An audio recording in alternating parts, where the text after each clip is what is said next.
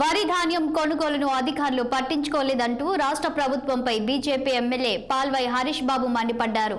గత 2 రోజులుగా కురుస్తున్న వర్షాల కారణంగా కల్లాలో ధాన్యం కాపాడుకునేందుకు రైతులు తీవ్ర ఇబ్బందులు ఎదుర్కొంటున్నారని ఆయన పేర్కొన్నారు. వర్షం కారణంగా పంట నష్టపోయిన రైతులకు ఎకరాకు 30,000 చొప్పున పంట నష్టపరిహారం చెల్లించాలని డిమాండ్ చేశారు. తేమ, తాలు పేరుతో తూకాలో తేడాతో రైతులను మోసం చేస్తున్నారన్నారు. కేంద్ర ప్రభుత్వం ఇచ్చే ఎంఎస్పీని అమలు చేయలేని అసమర్థ ప్రభుత్వం అంటూ విమర్శించారు. రేవంత్ రెడ్డి అక్రమ అరెస్టులకు బీజేపీ కార్యకర్తలు భయపడరని ఆయన స్పష్టం చేశారు. కాంగ్రెస్ పార్టీ ఓటమి భయంతో మల్కాజ్గిరి కార్పొరేటర్ శ్రవణ్ అరెస్టు చేయించడం ప్రజాస్వామ్యానికి విరుద్ధమంటున్న బీజేపీ ఎమ్మెల్యే పాల్వై హరీష్ బాబుతో మా ప్రతినిధి మాధవి ఫేస్ టు ఫేస్.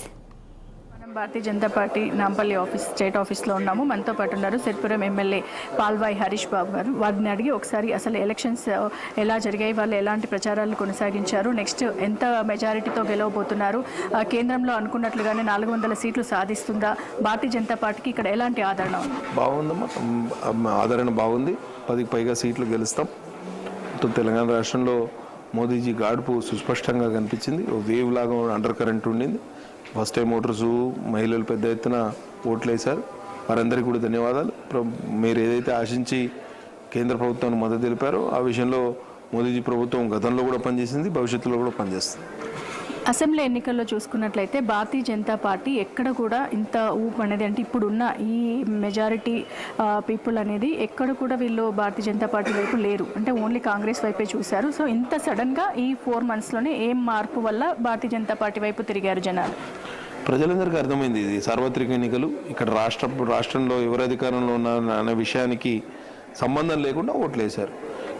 గతంలో 10 సంవత్సరాలు మోదీజీ ప్రభుత్వం ఉంది, ఇంకో 5 సంవత్సరాలు వారైతేనే దేశానికి సరైన నాయకత్వం ఉంటుందనే నమ్మకంతో వారు ఓట్లు వేశారు. ఇక్కడ ఇది చూడండి, ఎప్పుడైతే పార్లమెంటు, అసెంబ్లీ ఒకసారి వస్తాయో, జమిలీ ఎన్నికలు వస్తాయో, లేకపోతే రెండు ఎన్నికలు ఒకసారి వచ్చినప్పుడు అప్పుడు స్టేట్ పాలిటిక్స్కి ఎక్కువ ఇంపార్టెన్స్ ఇస్తారు. ఇప్పుడు స్టేట్ పాలిటిక్స్ సంబంధం లేకుండా ఓటేశారు కాబట్టి పూర్తిగా సెంట్రల్ పాలిటిక్స్లో జాతీయ స్థాయిలో దేశానికి నాయకుడిని ఎన్నుకునే ఎన్నికలు కాబట్టి మోదీజీకి ఓటేయడం జరిగింది. తప్పకుండా మంచి మెజారిటీతో మా అభ్యర్థులందరూ గెలుస్తారు.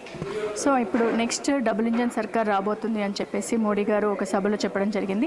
ఇప్పుడు చూసుకున్నట్లయితే భారతీయ జనతా పార్టీ కాకుండా ఇప్పుడు కాంగ్రెస్ అలాగే బీఆర్ఎస్ ఆ రెండు ఈ ఎలక్షన్స్ తర్వాత, ఈ పోలింగ్ రిజల్ట్ తర్వాత ఏకమయ్యే ఛాన్స్ ఎంతవరకు ఉందంట? ఎవరెవరితో ఏకమవుతారనేది మనం తర్వాత తెలుసుకోవాలి, కానీ కాంగ్రెస్ పార్టీకి మాత్రం ఇబ్బందులు తప్పవు. ఎందుకంటే గతంలో వారికి వచ్చిన పర్సంటేజ్ దారుణంగా పడిపోతుంది. నా అంచనా ప్రకారం 30% పైన ఓటింగ్ పర్సంటేజ్ భారతీయ జనతా పార్టీకి అనుకూలంగా ఉంది.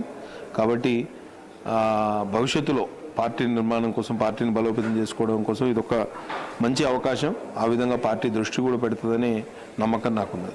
సో ఈ రిజల్ట్ తర్వాత బీఆర్ఎస్ కనుమరుగయ్యే అవకాశం ఉందా? దీంట్లో ఎంతవరకు వాళ్ళు ఎన్ని సీట్లు సాధిస్తారు? ఇప్పుడు భారతీయ జనతా పార్టీ 10 సీట్లు వస్తాయని చెప్తున్నారు, మరి మిగతావి కాంగ్రెస్ అలాగే బీఆర్ఎస్కి వచ్చే ఛాన్స్ ఏమైనా ఉందంటారు? కేసీఆర్ గారు అంటే 1 or none వారికి వచ్చే నెంబర్.